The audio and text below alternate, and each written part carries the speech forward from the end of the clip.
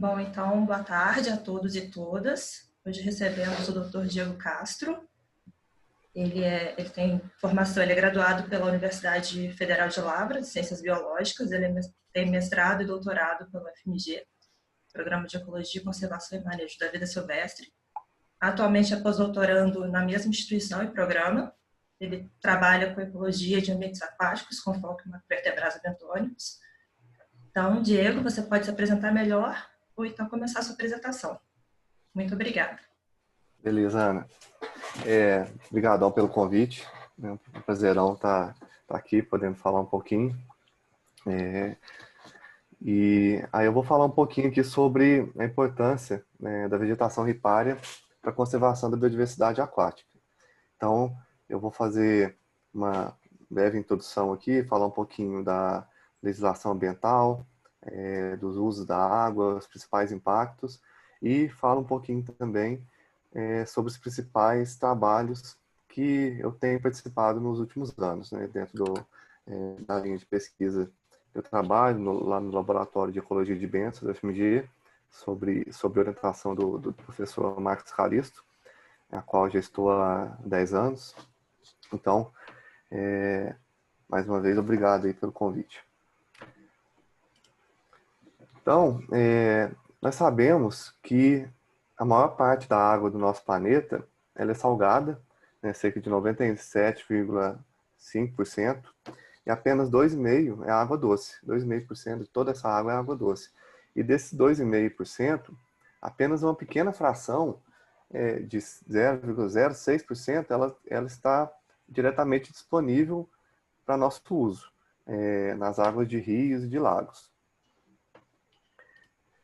E essa água dos rios e lagos, que é essencial para a nossa vida, ela possui múltiplos usos. Na agricultura, no transporte, na produção industrial, no lazer. E apesar de toda essa importância, né, apesar dela ser essencial, nós temos cada vez mais degradado a qualidade de nossas águas com diversas atividades antrópicas, especialmente com mineração, né. A gente viu aí nos últimos 5 anos aí dois grandes desastres que ocorreram, dois grandes crimes que ocorreram, lançamento de esgotos industriais, domésticos, né, de lixo bruto, uso desenfreado de agrotóxicos e pesticidas que acabam sendo carreados e afetando diretamente os corpos aquáticos. E os rios, eles são uma interface entre os hábitats terrestres e aquáticos. Eles integram tudo o que acontece nas áreas de entorno, considerando-se o uso e ocupação da terra. Então, assim, as suas características ambientais e, especialmente, as comunidades biológicas, refletem tudo o que acontece no seu entorno. E eu vou falar aqui, apresentar um pouquinho aqui sobre alguns números interessantes sobre os ecossistemas de água doce. Eles apresentam altos níveis de biodiversidade, né, abrigando cerca de 9,5% das espécies de animais conhecidas, embora compreenda apenas 0,01% da água na Terra. Isso ainda é mais impressionante nos trópicos, que abrigam a maior parte da diversidade aquática do planeta. Os ecossistemas de água doce, então, eles estão entre os mais ameaçados ecossistemas na Terra. Apesar da sua alta diversidade, eles estão entre os mais ameaçados. E a diversidade biológica ela está declinando mais rapidamente nos ecossistemas de água doce do que nos ecossistemas marinhos e terrestres, principalmente devido à ocupação humana por um longo tempo nas margens dos rios e o uso dos recursos, né, aquáticos, por estabelecimento e captação de água, e um recente relatório, né, do Living Planet Report, da WWF, mostra que houve um declínio de 83% das populações aquáticas nos últimos quase 50 anos, né, entre 1970 e 2016. E as atuais legislações elas dão pouco foco aos ambientes aquáticos, priorizando principalmente as extensões florestais. E nos ecossistemas de água doce são encontrados grande parte dos grupos de animais e plantas existentes na Terra. Então, aves, mamíferos, répteis, anfíbios, peixes, insetos, moluscos, algas, plantas, são todos encontrados em ambientes de água doce. E é uma biodiversidade enorme, né, que está cada vez mais ameaçada por atividades antrópicas.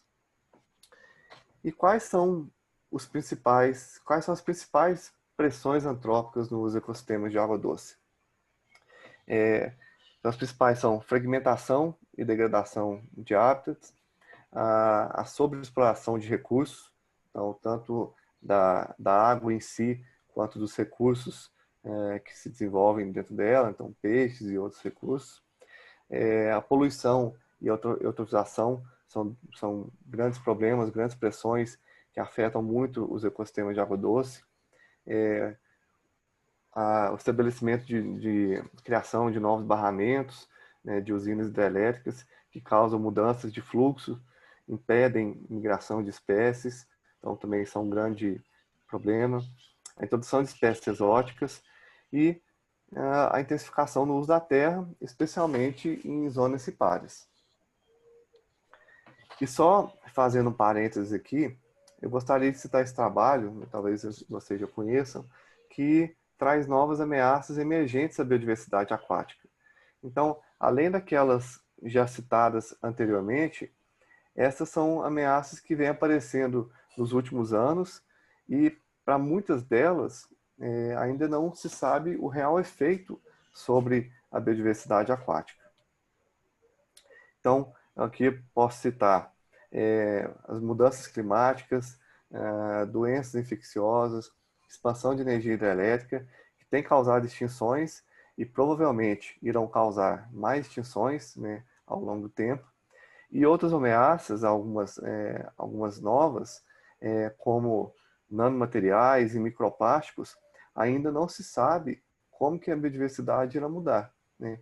Então é muito claro que as pressões antrópicas e os impactos sobre os ecossistemas aquáticos são cada vez maiores e novas ameaças estão surgindo a cada dia. Então, depois dessa pequena introdução, né, eu vou focar aqui no objetivo da apresentação de hoje, que é falar um pouquinho sobre a importância da vegetação ripária, ou mata ripária, ou mata ciliar, ou mata de galeria, que são faixas de vegetação nativa ao redor ou às margens de nascentes, riachos, rios e lagos. E essa vegetação ripária, ela tem um papel fundamental na proteção da biodiversidade aquática e na manutenção de serviços ecossistêmicos, como controle de erosão e enchentes, purificação de água, controle de doenças e fornecimento de alimento. E a zona ripária, ela varia muito ao longo do globo, desde zonas com cobertura vegetal densa até áreas naturalmente sem vegetação ripária, né, de grande porte, que sombreia o corpo d'água. Então, essa é uma imagem aqui desse artigo do TIGS, de 2019, mostrando diferentes zonas ripárias de riachos em diferentes biomas terrestres. Então, tem uma grande variação. Tem aqueles riachos que são bastante sombreados, né, como os riachos de Mata Atlântica, os riachos de Cerrado, que possuem sua vegetação nativa, que são, dessa forma, naturais, bonitos, agradáveis, né?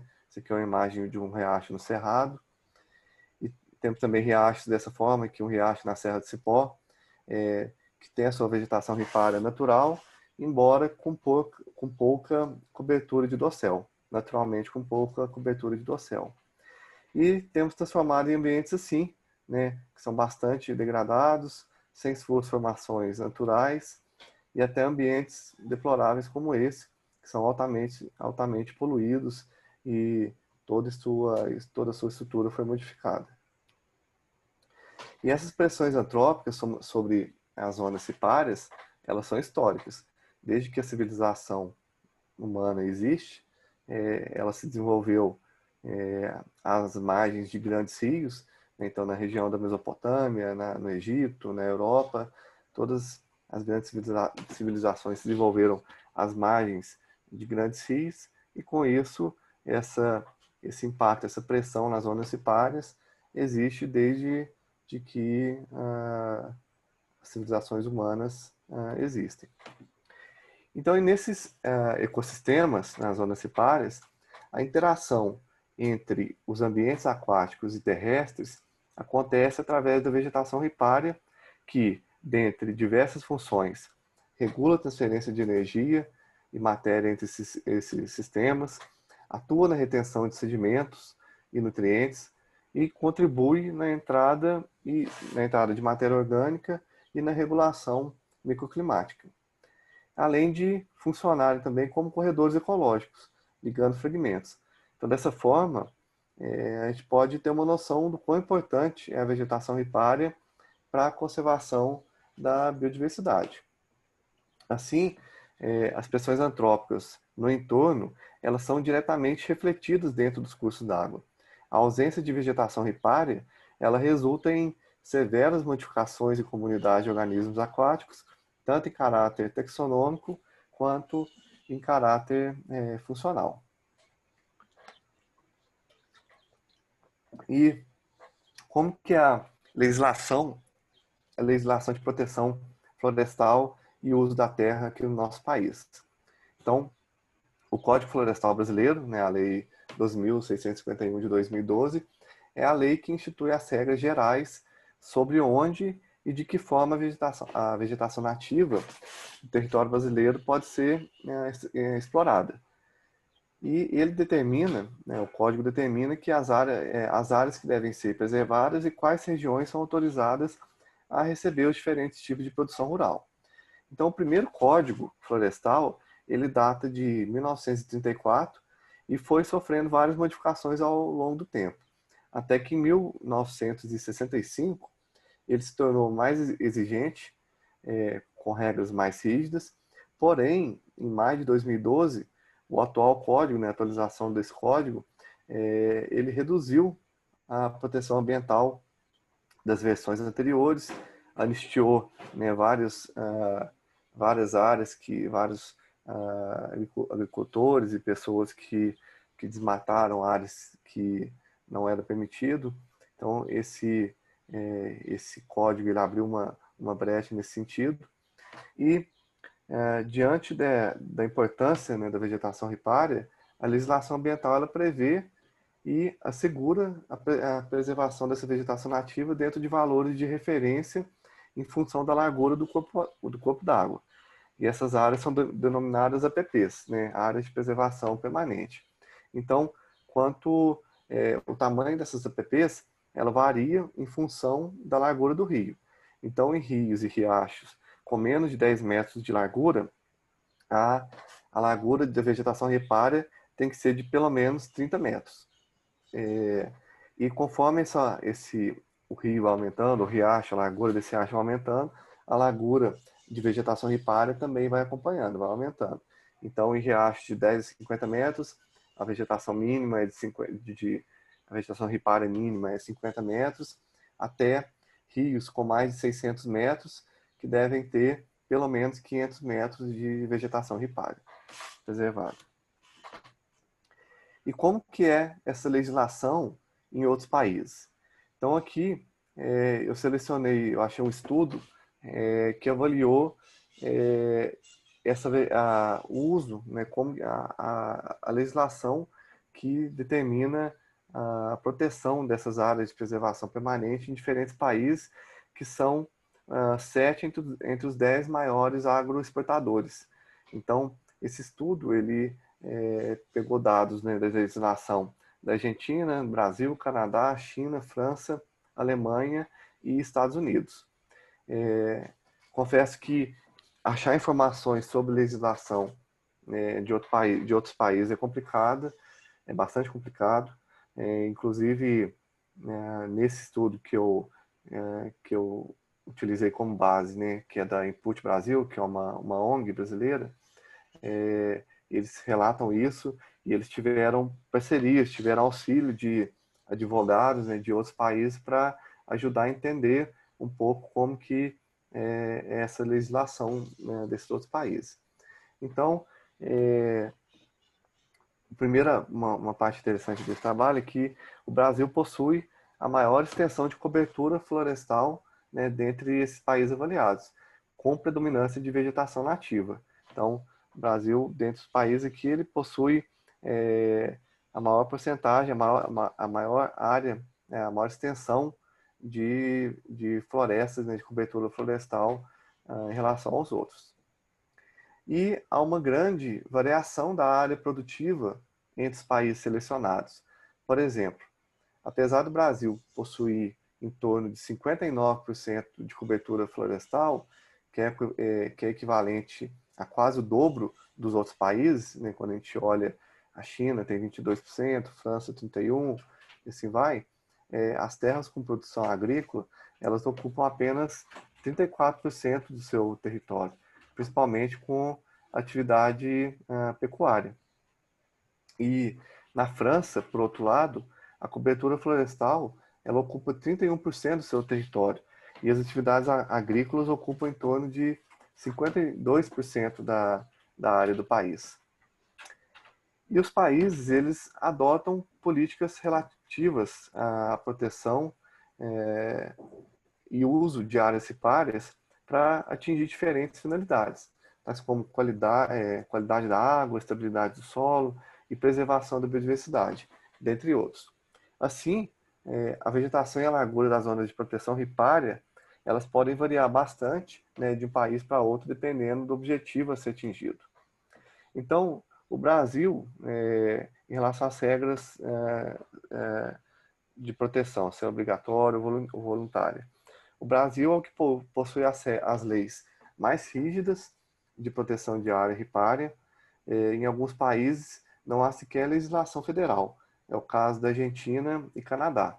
Esses países possuem legislações locais ou estaduais, né, distritais, mas não possuem uma legislação federal que determina a área a ser preservada de vegetação ripária.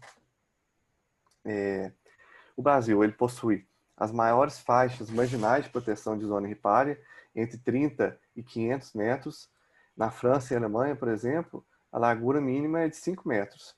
E nos Estados Unidos, a maioria dos estados sugere uma faixa de 15 a 25 metros, mas é bastante variável também, varia de estado para estado. E no Brasil, essa faixa ela deve ser composta exclusivamente por vegetação nativa. E em outros países é permitido, inclusive, o manejo florestal nas áreas de proteção permanente. No Brasil, essa faixa ela deve ser composta por vegetação nativa, né? Outros países permitem o uso, e o Brasil é o único em que os proprietários não recebem compensação financeira devido a essa limitação de uso da propriedade. Então, em todos os outros países, há uma compensação financeira para o produtor que protege, que mantém uma faixa mínima ou uma faixa maior ali de vegetação ripária, e eles recebem por isso, eles recebem incentivos do governo para isso. E aqui no Brasil, isso não acontece. Então, como que a remoção da vegetação ripária ela pode afetar a biodiversidade? Principalmente através da diminuição na entrada de recursos, que leva a uma falta, né, de recursos alimentares, especialmente para espécies especialistas, pela modificação na estrutura e na heterogeneidade de hábitats, pela maior mortandade de ovos e larvas, né, devido à maior incidência de raios ultravioleta, que levam também ao aumento da temperatura da água e diminuição do oxigênio dissolvido. Pode levar a alteração nas cadeias tróficas, que também, de uma forma ou outra, acaba afetando a biodiversidade, e eliminação de espécies e de atributos funcionais, de diversidade funcional. Então, vou falar um pouco de alguns trabalhos que nós temos desenvolvido ultimamente aqui no laboratório, e avaliando a importância né, e os efeitos, a influência da vegetação ripária sobre a biodiversidade aquática e sobre processos ecossistêmicos. Então, diversos estudos recentes têm mostrado que os impactos em zonas ripárias, eles afetam a biodiversidade, levando a uma homogeneização taxonômica, né? Esse é um padrão bastante conhecido já na ciência, bastante discutido com vários trabalhos. E em relação a uma homogeneização funcional, esse padrão ainda não é tão claro. Então, nesse trabalho, né, que eu fiz durante o doutorado, a gente procurou avaliar como que diferentes níveis de uso da terra, né, no entorno de riachos, no cerrado, eles afetam a estrutura funcional das comunidades de macroinvertebrados bentônicos no cerrado. Então, para isso, nós selecionamos 66 riachos que foram categorizados em diferentes níveis de estudo. Então, categorizamos em aqueles riachos menos impactados, né, que foram nossa referência, intermediários e impactados. E é esperado que as pressões antrópicas levem a comunidades mais homogêneas funcionalmente, assim como ocorre em relação à taxonomia, em relação à homogeneização taxonômica. E, então, como eu disse, essa homogeneização taxonômica ela é um padrão relativamente claro, mas não a homogeneização funcional. E aí nós observamos que esse aqui é um índice de especialização da comunidade, então em riachos menos impactados e mais impactados. Então nós observamos que as assembleias de invertebrados aquáticos elas foram mais especializadas funcionalmente em locais menos perturbados, comparado a locais mais perturbados, com maiores alterações nas zonas ripárias, com mais impacto nas zonas ripárias. E além disso, nós podemos observar também que a cobertura ripária ela teve forte influência em vários atributos funcionais, né, em vários traits. E uma diminuição na cobertura de dossel, ela levou a assembleias com organismos menores, então menor tamanho corporal, com maior flexibilidade corporal e com multirotinismo. Nesse outro trabalho, avaliando aqui, nós buscamos avaliar como que a mudança na vegetação ripária ela afeta o fluxo de energia e as relações tróficas em comunidades aquáticas. Então, para isso a gente utilizou isótopos estáveis para avaliar as cadeias tróficas e como que o fluxo de energia varia em riachos com vegetação nativa, vegetação ripária preservada, em riachos que possuem monocultura, então no caso a gente usou a cana-de-açúcar, então a gente coletou em riachos que eram secundados por cultivo de cana-de-açúcar e em riachos que eram secundados por pastagem. E nesses riachos a gente coletou todas as possíveis fontes de recursos para os invertebrados. Então, a gente pegou folhas da vegetação ripária, coletamos CPOM e FPOM depositados, né, no riacho, perifíton, algas e outros recursos disponíveis que estavam lá. E coletamos invertebrados e classificamos e categorizamos em grupos tróficos. E fizemos a análise da composição isotópica de tudo isso para avaliar esse fluxo e como que, se possivelmente, estava sendo afetado, né? A dinâmica trófica estava sendo afetada. Então, a gente observou que os macroinvertebrados eles tiveram uma maior especialização nos recursos alimentares em sites com vegetação natural, enquanto que em sites impactados por pastagem e cana-de-açúcar, os grupos foram mais generalistas. Então, o mesmo grupo trófico, ele teve uma plasticidade, sendo que nos locais com a vegetação ripária nativa, eles eram mais especialistas ou eles preferiam um determinado tipo de recurso, enquanto que nos locais impactados, eles eram um pouco mais generalistas e se alimentavam, né, consumiam diferentes recursos. E aqui é uma avaliação do nicho trófico, do nicho isotópico desses organismos, e os consumidores de riachos, né, os invertebrados, eles, em regiões com vegetação natural, eles tiveram os nichos isotópicos mais estreitos e com menor sobreposição de nicho, enquanto que na pastagem e na região com cana-de-açúcar, os grupos tiveram os nichos mais largos e com mais sobreposição. E esse padrão, ele indica que os macroinvertebrados naqueles sites tiveram hábitos alimentares mais restritos e com menor sobreposição de nicho, ou seja, menos competição por recursos. E aí, nesses mesmos riachos, nós coletamos também uma espécie de peixe não nativa, o Cynodus moenkousii, que para avaliar o comportamento dele, o comportamento alimentar, se ele mudava, né, com a mudança na estrutura da vegetação ripária no riacho. Então, a gente avaliou o riacho com vegetação ripária nativa e selecionamos aqueles com pastagem onde esses peixinhos foram encontrados.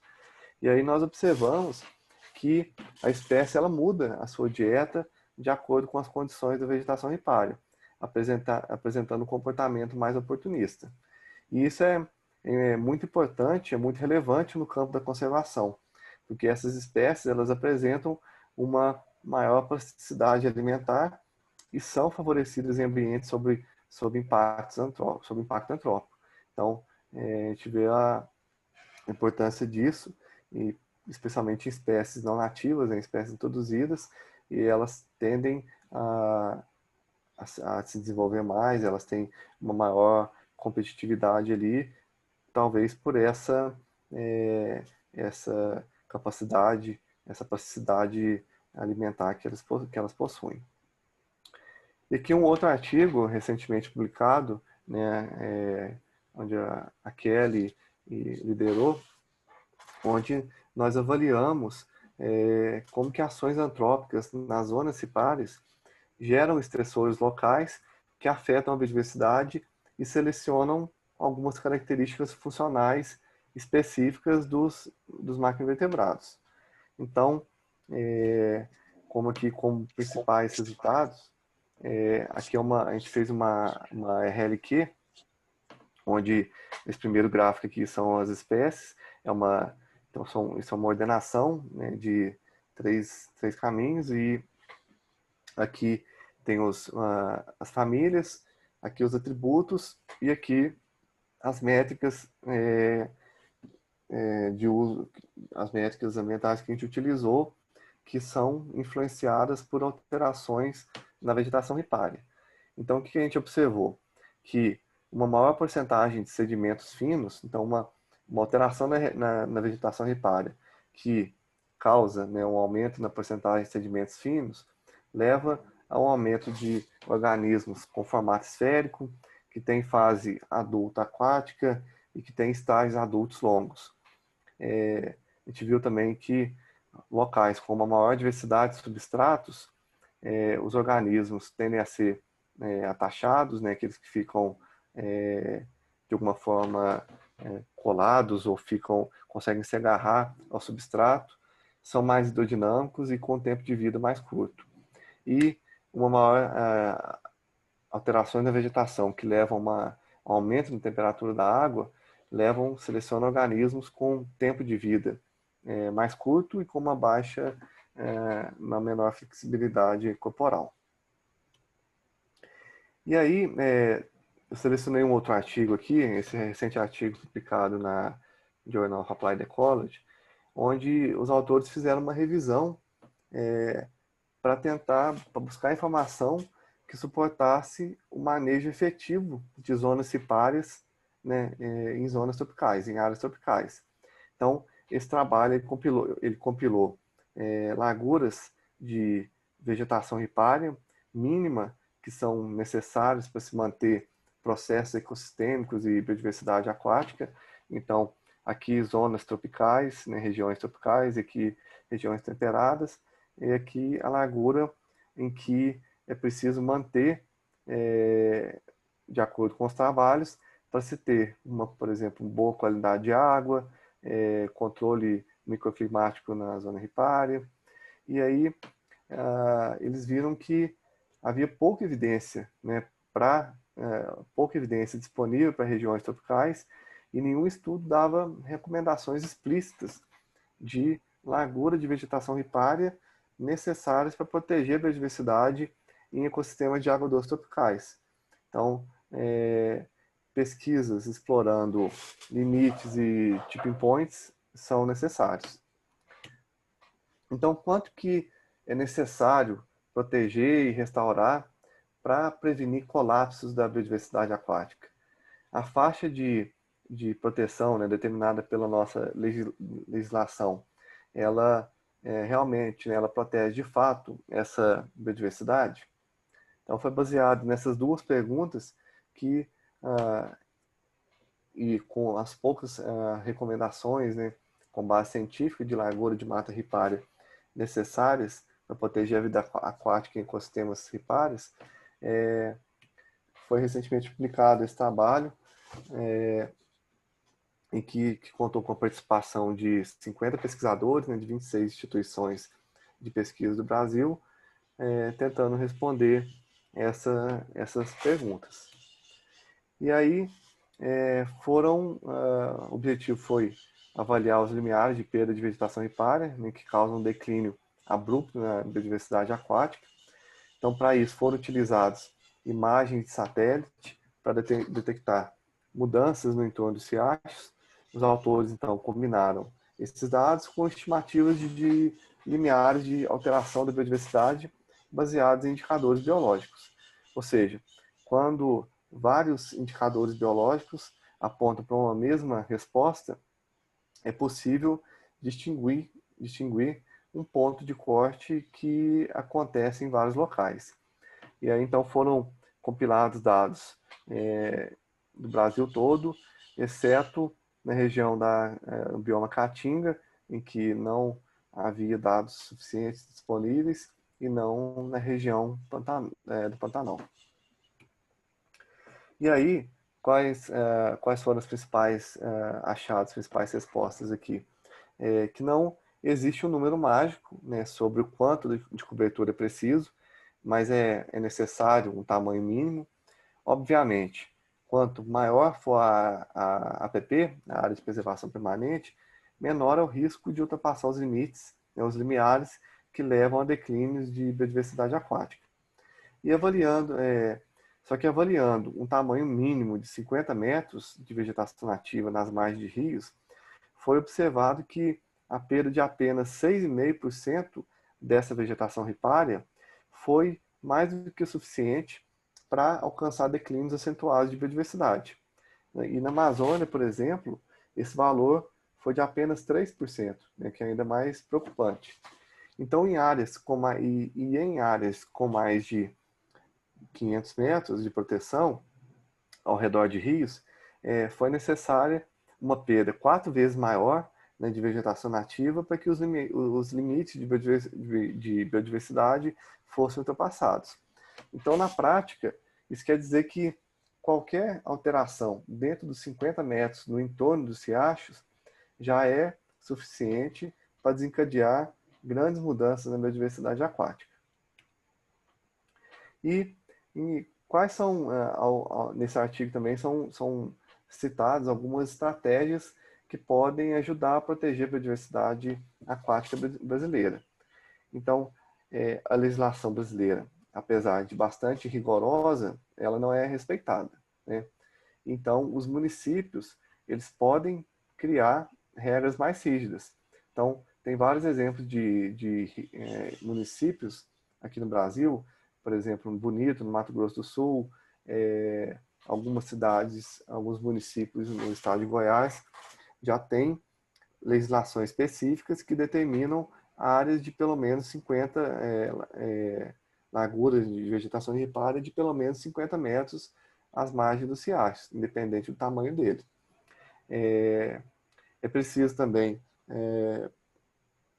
promover um uso intensivo da terra longe da zona ripária.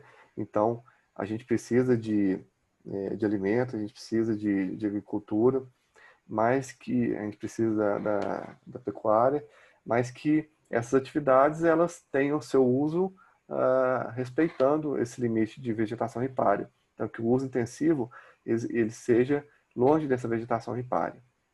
E uma medida importante que surte muito efeito é o pagamento de incentivos. Então, lá fora isso é muito comum, né, os produtores receberem incentivos para proteger nascentes, proteger a vegetação ripária, porque afinal ele está ali produzindo água, entre aspas.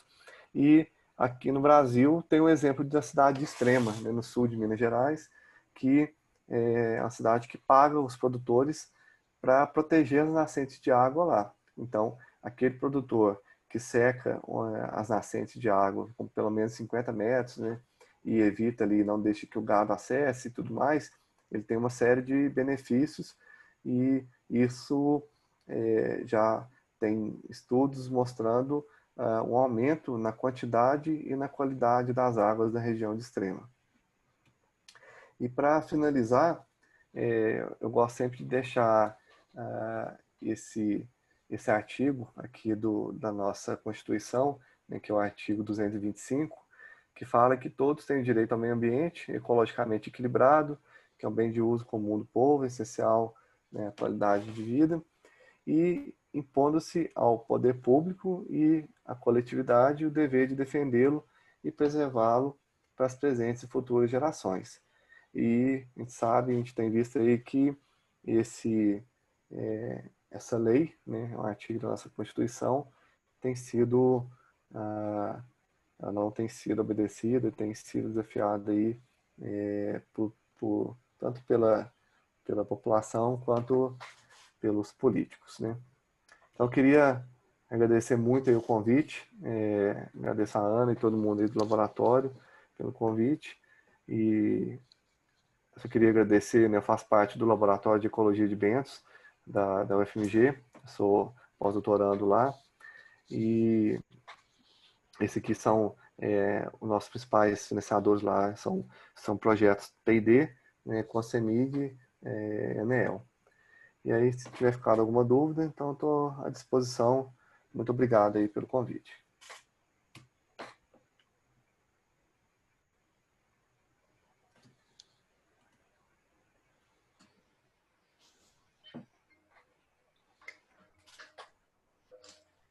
Diego, parabéns. Muito boa sua apresentação, gostei muito. Obrigadão. É legal. Bom, aí agora a gente deixa aberto para perguntas, comentários. Diego, Oi, some? Oi. a Juliana, tudo bem? Oi, Juliana. Diego, parabéns pela sua apresentação, foi muito boa. É um tema que eu me interesso bastante. No meu doutorado, eu trabalhei tentando entender a importância relativa, né, das fontes autóctones e alóctones para as teias tróficas aquáticas. E um dos trabalhos que eu fiz foi uma meta-análise tentando destrinchar, né, tentando encontrar um padrão global, né, algumas variáveis que pudessem determinar se um ecossistema seria mais autóctone ou alóctone. Uhum. E, por acaso, o seu artigo da PLOS ONE não apareceu na minha busca. Oh. Já vou incluir.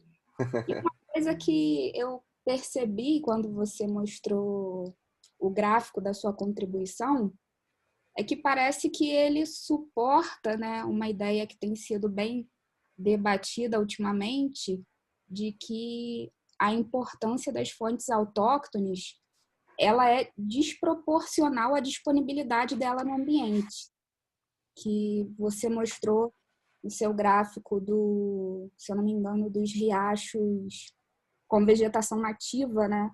Até me chamou a atenção que eu vi que para os fragmentadores, se eu não me engano, eles mostraram o maior grau de autoctonia. E eu queria saber se você, de maneira geral, né, em relação aos seus resultados, se você acha que é isso mesmo que está acontecendo. Ó, nesse trabalho,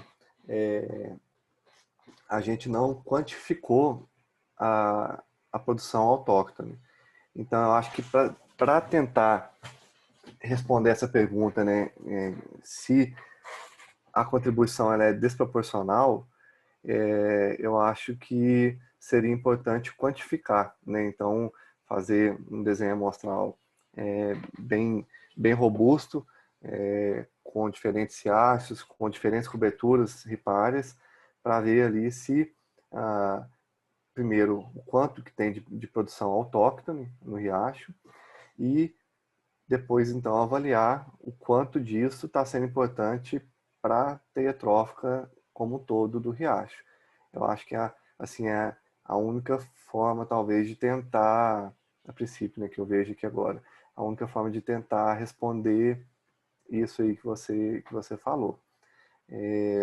O riacho que eu trabalhei, por exemplo, mesmo os riachos os de pastagem, um deles era uma foto que eu mostrei, que era só o pasto e não tinha, a árvore mais próxima estava a 12 quilômetros de distância.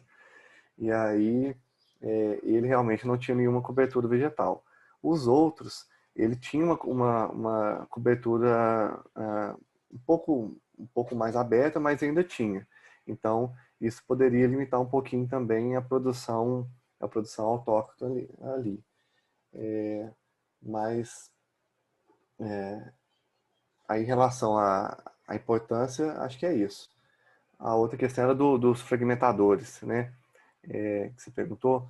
Isso, que geralmente a gente tende a achar que os fragmentadores eles vão utilizar mais o material autóctone, né? Processar mais esse material. Sim.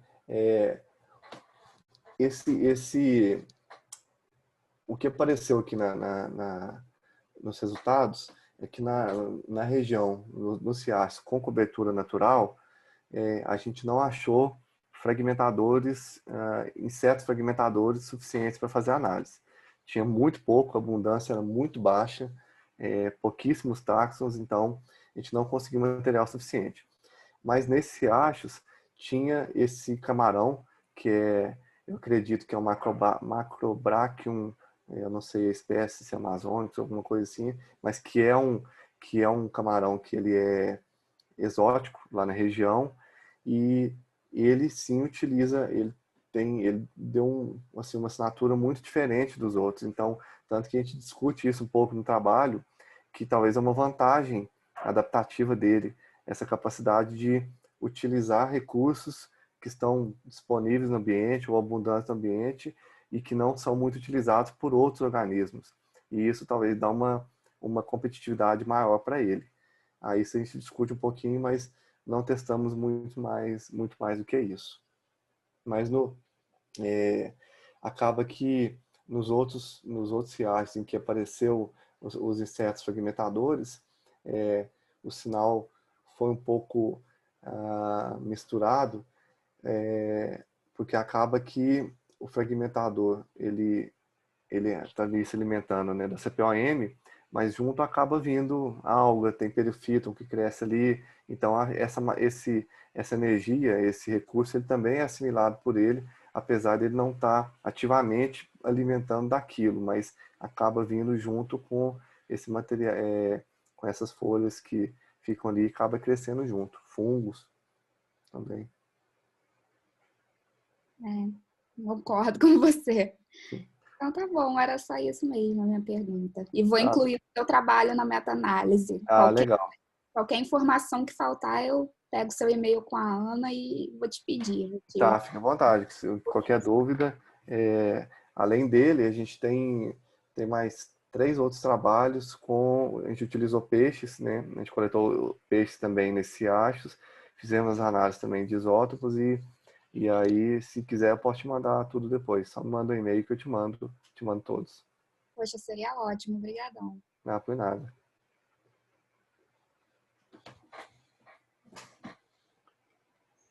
Você vê como é que essas coisas de busca de meta-análise muitas vezes não pegam, viu, Ju? Você que Pois é. Esses motorizinhos, porque a gente pensa em várias palavras-chave, aquela coisa toda, chega na hora do vamos ver. Uma pessoa vem do Minas Gerais, quer dizer, parece que o cara não está trabalhando em Indonésia, né, cara? O cara está trabalhando ali. Uhum. Entrar um trabalho dali aparece uma coisa que a gente não coletou, né? Então, você vê, né? Enfim. Ana, posso fazer uma pergunta? Ou tinha alguém na fila? Pode, claro, Vinícius. Então, Diego, parabéns pela apresentação. Obrigado. Né? Eu tinha uma pergunta, não sei se você vai conseguir me responder, não sei, porque é um trabalho de múltiplos autores. Eu tinha uma pergunta do trabalho da Journal of Applied Ecology, do Delacorte. Uhum. Que esse foi um trabalho, eu li esse trabalho, inclusive depois até peguei, abri, né, o metadado deles lá que vocês deixaram no Excel, tem uma planilha, acho que no Zenodo, enfim, alguns desses locais de repositório de dados, eu dei uma olhada nos dados, porque eu estranhei um pouco o resultado, assim, eu queria entender algumas coisas, e eu acabei, depois não mandei e-mail, eu acho até que eu mandei, cara, mas eu não me lembro, a gente trocou os e-mails rápidos, então, enfim, eu não tenho muito bem uma ideia de que não me lembro mais. Fiz isso já no meio do ano, tem uns meses atrás. Porque me deu a impressão, assim, na escolha do caráter espacial da análise. Né? Eu entendi bem do que vocês fizeram a questão da mata ciliar. Né? Aquilo eu entendi bem. Vamos tentar entender mata ciliar e tudo mais. Mas a impressão que eu tenho é que o rio não é só mata ciliar, principalmente no que tange efeito a muitos dos organismos que estão ali. Então, por exemplo, você imagina uma situação de um rio que ele foi preservada alguma mata ciliar. Pequena, uma franja, poucos metros, mas o resto tudo foi transformado em pasto, por exemplo. Né? Então, às vezes, você tem uma situação que aparentemente a mata ciliar está ok, mas o habitat como um todo já foi totalmente detonado daquele sistema. Né? Então, ele tem mata ciliar, mas ele não tem mais habitat. Né? E a gente sabe que boa parte desses bichos que estão no rio, eles têm um desenvolvimento da vida deles no ambiente terrestre, uma parte no ambiente terrestre. Eles saem do rio e depois voltam para o rio. Então, eles dependem da mata ciliar em alguma escala, até entendo a parte de nutrientes, carregamento de sedimento, enfim, manutenção das margens. Mas outras coisas podem depender de uma escala muito mais ampla do que somente aquela mata ripária que está ali. Né? E o inverso também acontece. Né? Às vezes eu identifiquei algumas coisas, olha, com apenas poucos por cento daquela mata detonada, você já tem uma detonação das espécies que estão no rio. Vocês viram um resultado assim. Então, às vezes, coisas que estão mexidas 6%, quer dizer, cortou uma árvore aqui, uma árvore ali, caiu, às vezes até caiu uma árvore, uma chuvarada já detona as espécies que estão no rio. Então eu fiquei meio em dúvida de como é que foi feito esses buffers espaciais. Você lembra como foi? Você tem ideia de como foi isso? Não, eu não sei te falar especificamente, porque essa parte analítica foi feita lá pelo Renato, pelo Fábio, né?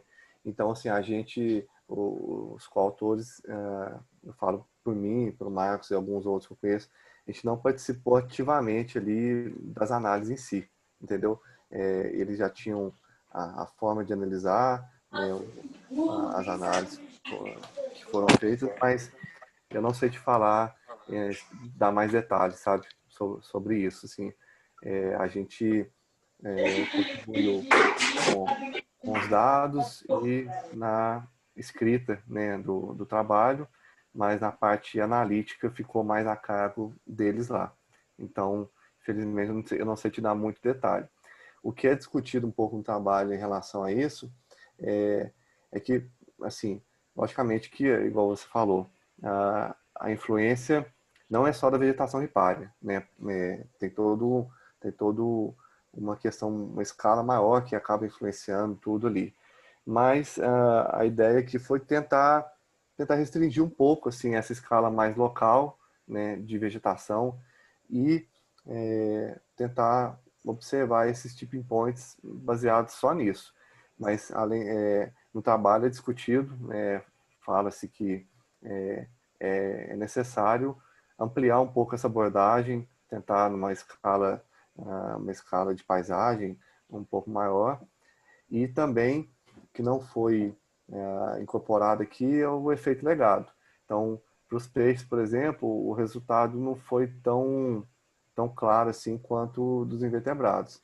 E muito se deve possivelmente ao efeito legado.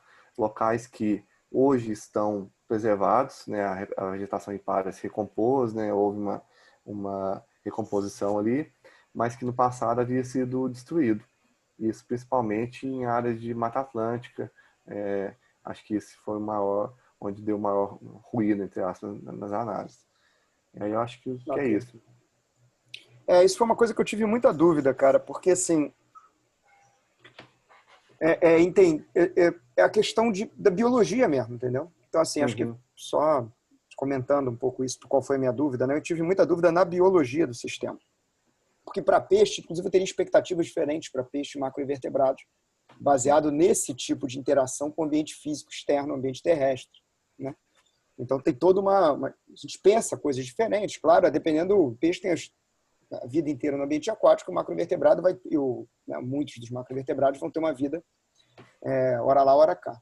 Enfim, então eu fiquei realmente com essa dúvida, entendeu? De quanto que uma coisa, qual era essa expectativa? Porque quando a gente pensa no CAR, por exemplo, né, o cadastro rural, ou quando você pensa na lei de Planaveg, enfim, quando a gente pensa na vegetação ripária, eu não sei se eu pensaria tanto naquela faixa como para inseto, entendeu? Eu acho que a escala para inseto, a gente teria que entender mais ainda, parafraseando o Chico Esteves, teria que entender mais ainda o ambiente terrestre para entender aquele ambiente aquático em termos de inseto. Eu fiquei um pouco com essa dúvida. E como eu sei que vocês, o tipo de dado que você gerou, com certeza foi ou pelo menos foi majoritariamente dos macroinvertebrados, entendeu? Então eu não sabia exatamente. Não, beleza, 100%. Eu vou entrar em contato com ele, eu até propus uma amiga minha que trabalha com isso, falou assim, pô, não quer dar uma olhada? Ela falou assim, cara, vamos pegar uma delas aí, tipo Cerrado, Mata Atlântica, fazer uma análise para ver o que acontece, de repente propor umas coisas para os caras, enfim. Eu vou, de repente, sair alguma coisa disso. Valeu, Diego. Obrigado. Eu agradeço. Obrigado. E obrigado por revisar lá para a Frontier, viu? Que isso. Prazerão. Eu sempre peço e agradeço. Porque sempre que eu posso contribuir, faz parte aí, né? Eu gosto, aprendo muito. Valeu. Obrigado. Nada.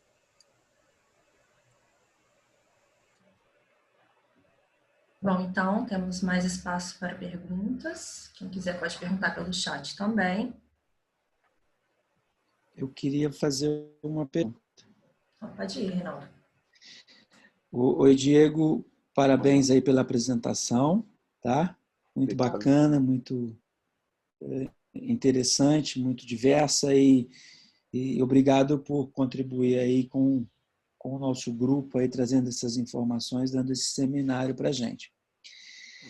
A minha pergunta assim, a primeira parte, eu acho que volta um pouquinho em alguma coisa que o Vinícius mencionou aí, mas não sei se talvez você colocou isso na sua apresentação e eu que não capturei muito bem.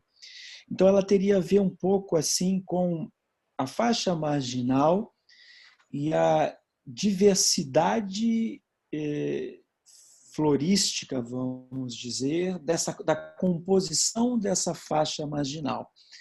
Até que ponto a gente sabe, já tem essa informação, o quanto a diversidade da faixa marginal importa, porque quando você colocou alguma coisa aí e fala em remoção, em perda, para mim não fica muito claro se é só uma questão de cobertura vegetal, nós estamos perdendo aí cobertura, biomassa, mas se você está falando, se os dados falam em perder a diversidade de espécies daquela faixa. Então, acho que isso que eu gostaria de saber um pouco mais como é que é isso. E a segunda é um pouco mais ampla, tem mais a ver com a questão aí da Código Florestal, da lei de 2012, as mudanças. Eu queria que você falasse um pouco assim, da tua impressão, o que de maneira geral você viu e o que de fato, principalmente focando em ambientes talvez menores, a gente sabe que com a lei de 2012 a gente perdeu muita proteção para ambientes como o Pantanal, as grandes planícies de inundação, isso tudo foi muito ruim. Mas assim, como é que você avalia o reflexo aí? Nós já temos quase 8 anos da lei. O que você comentaria em termos gerais aí dos reflexos da lei de 2012, de quem aí está militando, trabalhando e coletando muito aí bem nesse tipo de ambiente. É isso que eu queria saber. Tá. Obrigado, Reinaldo, pelas perguntas aí.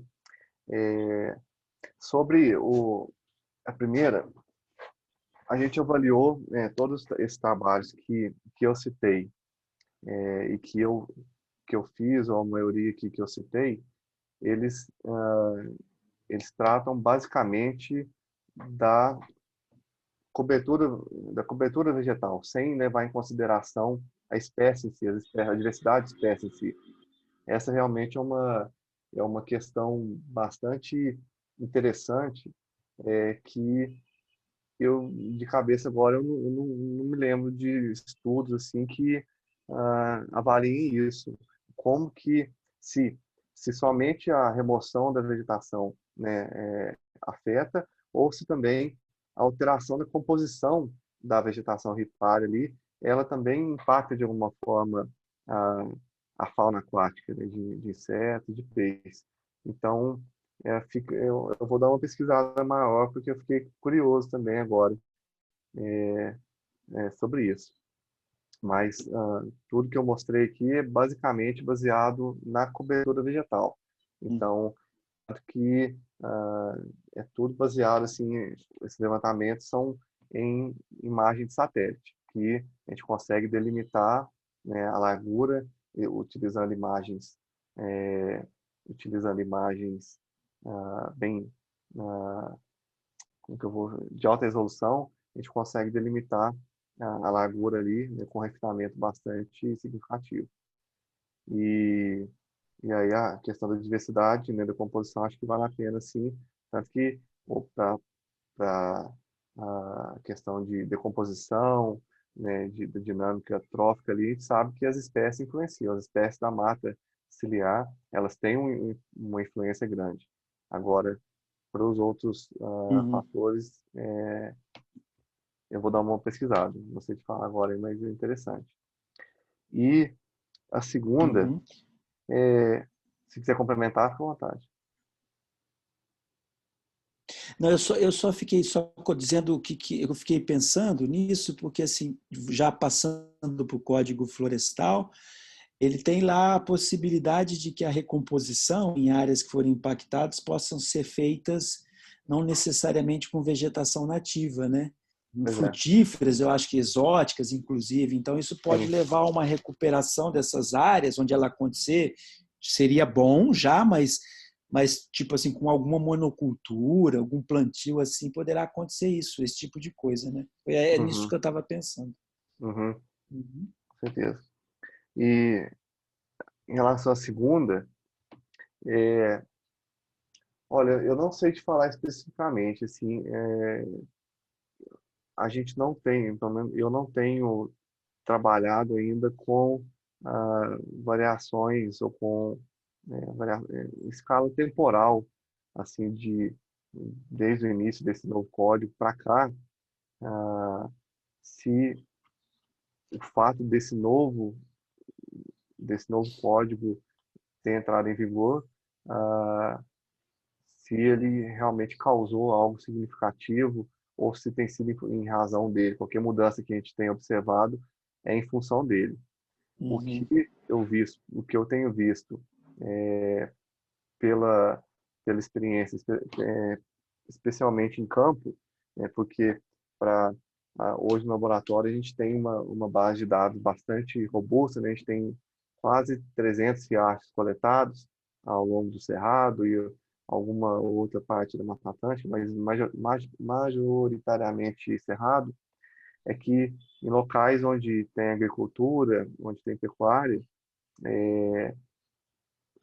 onde houve essa remoção da vegetação nativa anteriormente, continua igual. Não houve praticamente nenhuma recomposição da vegetação ali. Então é muito comum a Uhum. gente chegar em locais para coletar, onde a vegetação nativa ali, ela praticamente é inexistente, o gado continua acessando, então continua do jeito que estava. Foi destruído há algum tempo, não sei falar se é 5, a 10, a 20 anos, e continua na mesma. Não houve na maioria dos casos, não houve nenhuma medida de tentar conter isso, né? Então, cercar pelo menos assim, aqueles 5 metros, 10 metros, para que o gado não entre. Isso são raros assim, os locais que a gente vê. Ok, Diego. Obrigado, tá? Valeu Eu que mesmo mais agradeço. uma vez. Muito obrigado pela apresentação. Obrigado. Obrigadão. Agora tem uma pergunta do Rafael Lira. Rafael, pode fazer sua pergunta. Oi, Diego, boa tarde. Parabéns Boa tarde. pela apresentação, muito interessante, muito legal mesmo. Obrigado. Eu gostaria de pegar aí o comentário do professor Vinícius sobre as análises espaciais. Eu tenho desenvolvido algumas análises nesse sentido. E eu tenho visto que os trabalhos eles estão utilizando mais a área da bacia a montante do ponto de coleta, né? E as características da cobertura, de uso e cobertura da terra nessa área, né? E utilizando menos a largura da área ripária, né?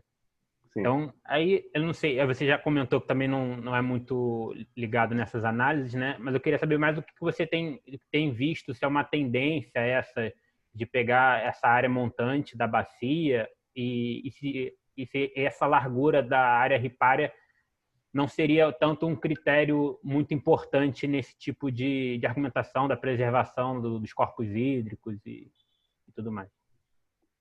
Tá. O que a gente geralmente faz, e que eu tenho visto, né, igual você comentou, a gente utiliza essa área.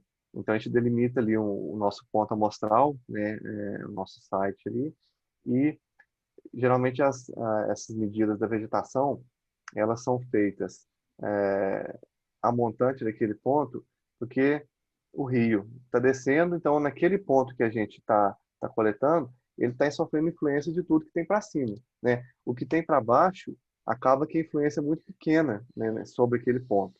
Então acaba que a delimitação desse buffer, ele é principalmente em relação à montante daquele ponto amostral ali.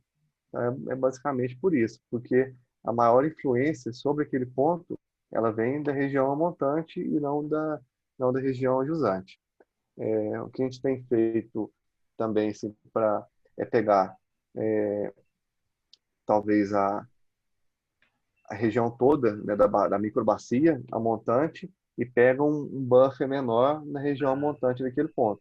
Então pega um buffer ali de 100 metros, um raio de 100 metros daquele ponto, que ainda pode ter alguma interferência ali, vento que pode carregar sedimento, ou da vegetação, que o vento leva folha para dentro do rio, mas a principal influência ela vem diretamente da região montante. Uhum. Então, mas aí seria uma mudança de parâmetro, ao invés de falar que é a largura da área ripária, mas sim uma proporção de preservação do uso e cobertura da terra, a montante do ponto, alguma coisa assim nesse sentido?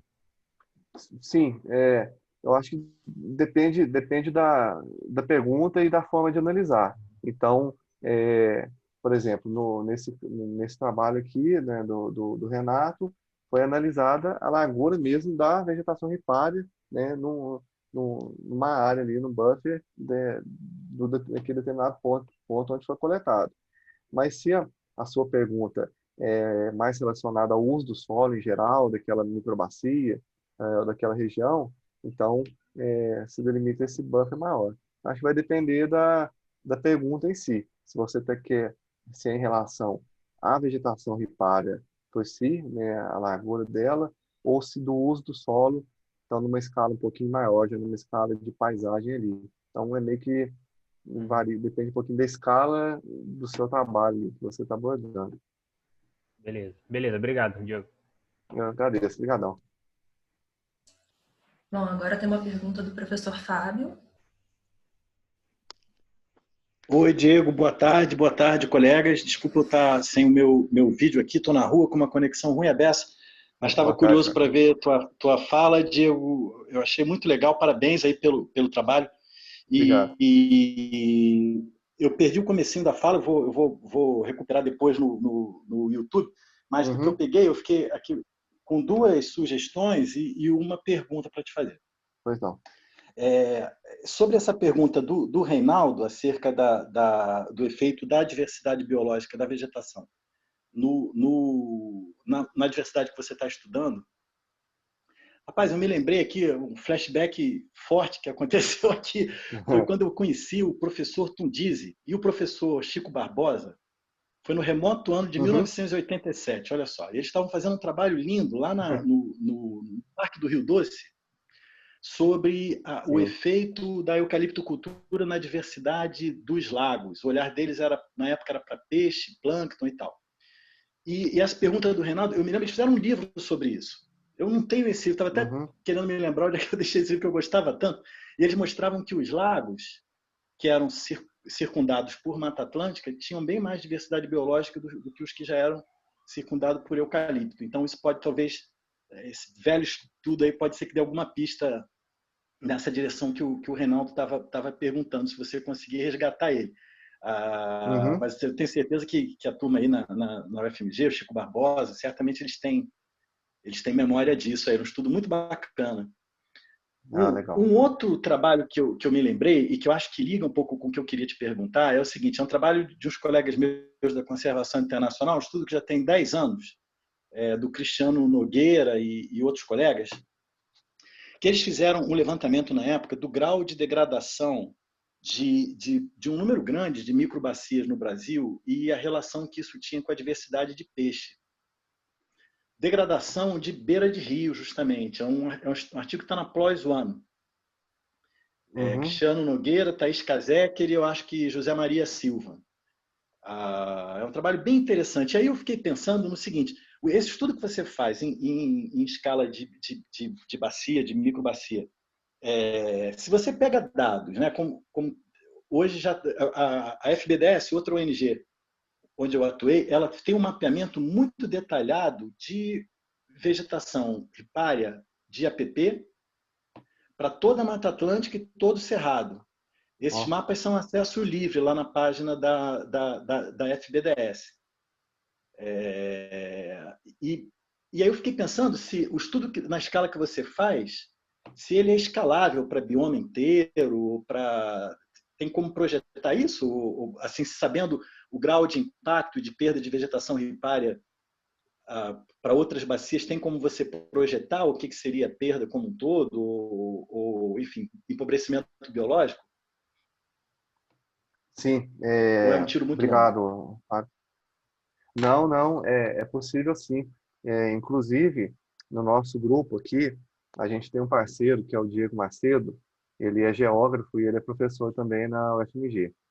E ele tem trabalhado, ele sempre tem toda a parte de análise espacial, ele que ajuda a gente, e ele tem alguns trabalhos com esses dados que eu apresentei, não, boa parte desses dados, onde ele faz a gente faz essa extrapolação, pode ser utilizado tanto para índices multimétricos, né, que a gente trabalhou bastante, quanto também para relação, para o trabalho recente dele na Stotten, onde ele calculou um índice de fragilidade ambiental baseado em características da zona ripária e pôde extrapolar para outras microbacias e outras bacias, tanto da região quanto de áreas maiores. Então, eu acredito que é totalmente escalável, sim. A gente tem, com esses dados, nessas bases de dados, elas pegam riachos em diferentes gradientes, em diferentes formações geológicas e litológicas. Então, acho que é bastante escalável, com certeza. Legal, não, pô, acho importante, eu te digo isso, porque até sobre esse outro comentário que o Reinaldo tinha feito sobre o Código Florestal, o que tem acontecido é que da publicação dele, né, ainda no governo Dilma, foi dado um prazo para que os proprietários fizessem o seu cadastro ambiental rural. Aí o governo resolveu afrouxar. Aí entrou o governo Temer. Falou que ia dar prazo, afrouxou. Entrou o governo Bolsonaro, até hoje não deu. Então acaba que o Código Florestal não está sendo cumprido. Pois é. E tem um acúmulo de evidência já para a diversidade de plantas, para assoreamento de reservatórios, é outro que está acontecendo, e aí reduz a eficiência de geração de energia elétrica pela falta de vegetação ripária.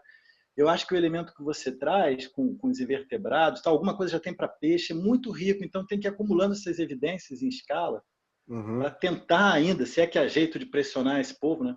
Mostrar a importância desse tipo de ação reparadora. Porque, como você bem lembrou, os proprietários pequenos e médios e as propriedades que já fizeram alteração na sua margem de rio há um determinado número de anos atrás, esses já não precisam fazer.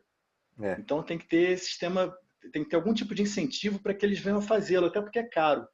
Sim, sim. E os grandes que podem fazer, às vezes não fazem porque ali não está em cima. Então, eu acho que tem que, enfim, esse tipo de trabalho que você faz, queria de novo te dar os parabéns, é super importante para dar evidência a alguns dos componentes invisíveis, né, que a gente está perdendo aí sem tomar conhecimento. Então, Diego, parabéns aí pelo trabalho.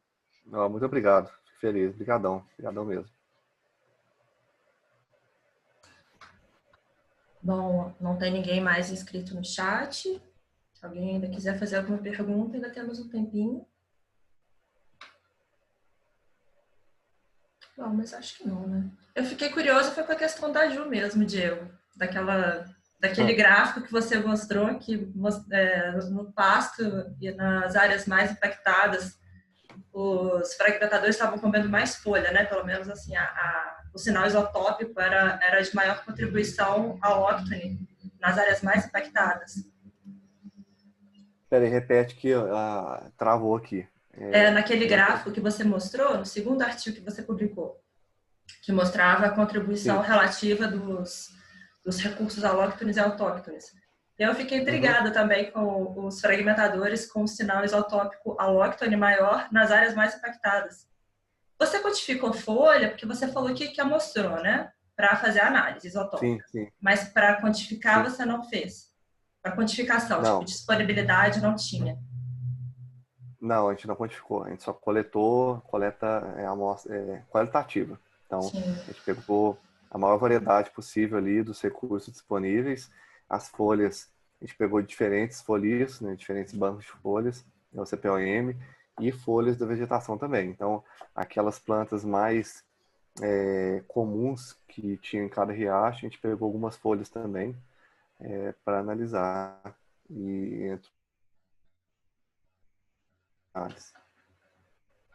Sim. Mas eu fiquei... análise estomacal você não fez? Oi?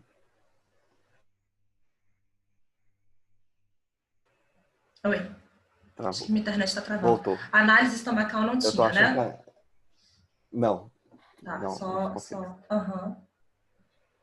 até comentou com a Ju, né, que pode ser que eles estejam comendo recurso alóctone, mas que ele esteja vindo com uma grande proporção de recurso autóctone, né, tipo o obilito, ou formação de algal nas folhas, né. Tinha até um artigo, quando você estava comentando isso, ali um artigo bem interessante. Era da Suécia, eu acho que é de 2011, Lieberfinger, alguma coisa assim, que eles justamente mostraram isso, porque o sinal isotópico dos shredders estava apresentando uma contribuição algal muito alta, mas eles tinham, acho que, feito análise estomacal, então só tinha folha no estômago do bicho, mas o sinal isotópico dele era de alga.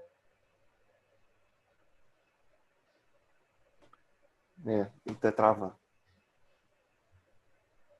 Tá me ouvindo, Diego? Ixi. Não, travou aqui. O finalzinho eu não te ouvi.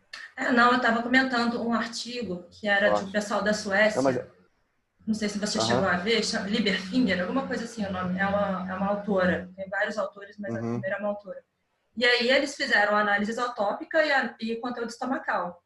E aí os fragmentadores, embora eles apresentassem um conteúdo estomacal basicamente dominado por recurso alóctone, o sinal isotópico dele era autóctone. Então aí ficou a a provável resposta é isso, né? A formação alveolar nas folhas. Se isso acontece na Suécia, imagina no Brasil, né? Essa é a vantagem dos isótopos, porque o conteúdo estomacal, ele tem o lado positivo, né, da análise, mas nem tudo que está no estômago quer dizer que o organismo está assimilando. Se eu pegar e comer uma folha de papel aqui agora e fizer a análise estomacal minha, vão achar um papel lá, mas não quer dizer que eu estou assimilando aquela energia, né? Eu não vou conseguir absorver. Então, a mesma coisa com os insetos. Muitas vezes, com outros organismos, eles se alimentam de vários recursos disponíveis, mas às vezes não conseguem assimilar praticamente nada daquele recurso, né? Sim. Bom, legal, Diego. Beleza. Não temos mais perguntas, pelo avançar da hora também já está bom, né? Já deu uma boa discussão. Gostaria de novamente te agradecer por aceitar o convite. Foi muito boa a sua apresentação, gostamos muito de ver o seu trabalho, o trabalho do seu grupo. Obrigado, ótimo recebê-lo. Muito obrigado. Obrigadão mesmo pelo convite aí, foi um prazerão. E aí, espero em breve poder encontrar todo mundo aí em algum congresso, algum evento aí. Né? Vamos ver se em breve a gente tem uma vacina e possamos voltar à nossa normalidade, poder encontrar e conversar e tomar uma cerveja. Isso mesmo. Tomara. Beleza. Obrigadão, então, para todo mundo aí. Tá Foi um prazer. Obrigado, Diego. Obrigado. Tchau, Diego. Obrigado. Valeu. Tchau, tchau.